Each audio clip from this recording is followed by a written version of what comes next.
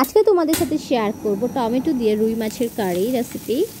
Hello everyone, I hope সবাই ভালো আছো। আলহামদুলিল্লাহ আমি অনেক ভালো আছি। তো ফার্স্টেই আমি পেঁয়াজটা দেখো ব্রাউনি কালার করে ভেজে নিয়েছি।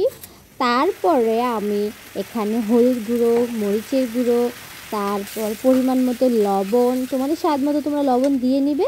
আমি আমার স্বাদ মতো লবণ দিয়েছি। এরপরে মশলাটাকে ভালো করে কষিয়ে নিতে হবে।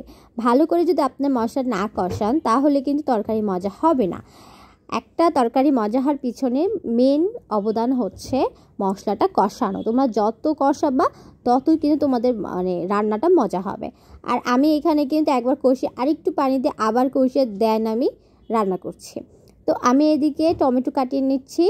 এখানে টমেটো দিয়ে দিলাম, টমেটো কেটে নেওয়া শেষ। এখন এই টমেটোর সাথে মশলাটাকে আমি 5 মিনিটের মতো কষিয়ে নেব।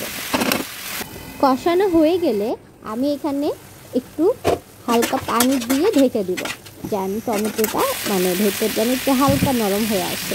আমি আবার কাঁচা টমেটো খেতে পারি না। এরপরে মাছটা দিয়ে হালকা একটু পানি দিয়ে এটাকে আমি 5-10 মিনিটের মতো জাল দিয়ে নেব। জাল দেওয়া হয়ে গেলে আমার রেসিপিটি কিন্তু আজকে তোমাদের জন্য রেডি।